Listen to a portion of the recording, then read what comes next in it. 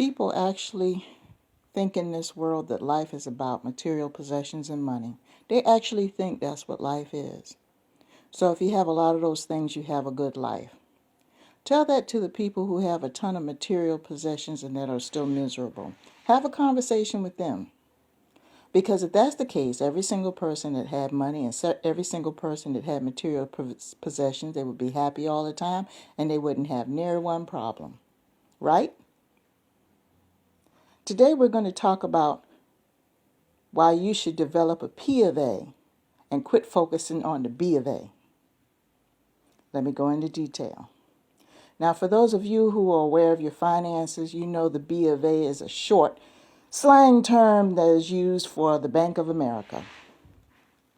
Now, the P of A, for those of you who are highly motivated, that's your plan of action. See, the problem is that we can't get along in relationships and we can't deal with things because we've got the two mixed up. We think the solution is the B of A when actually you need a P of A. You don't have a plan of action in regards to your relationships, how you deal with people, how you run your house, how you run your business. If you don't have a plan of action, guess what? It's going to fail.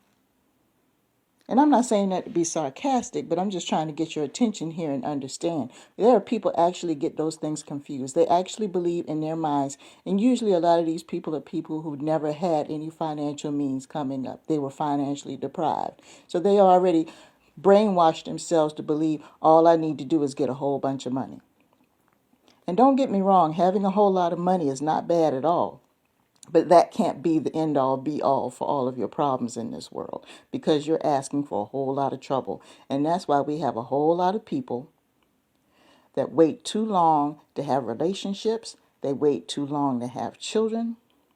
They wait too long to have families because they're putting the B of A ahead of the P of A. They're not looking at their whole life. And unfortunately, a lot of people have been brainwashed to believe that all you have to do is make a whole lot of money and your life will be great. Sometimes those people that are telling you that, they don't have anything themselves and they just want to pimp you out and use you as a means of taking care of them when they're old and infirm and can't do anything for themselves. You got to think about what the motives are when people tell you things sometimes. Money is not everything. It makes things a little bit easier financially for you to get what you want. I'm not doubting that at all. But don't use that as the end-all, be-all for every single little problem. You can't throw money at everything. I know a lot of people who have a ton of money right now and they are unapproachable. They have bad communication skills. They are lonely and bitter. People turn in the other direction when they come their way. And they have a ton of money. So what kind of existence in the world is that when you've got all the money in the world? And they mention this in the Bible. What use is all the money and material possessions are in the world if you're lonely? You don't have anybody to share it with because you don't have any people skills. You don't develop relationships with people. And there are people in this world that figure, okay, well, let me go ahead and get all of that first. And while they're getting that, they're coming across beautiful people who could be a part of their lives, that they can learn lessons with, that they can have interactions with, that they can develop deep-seated friendships with. But they'll turn around and they'll put those people to the side because they're chasing paper. They're putting the B of A first.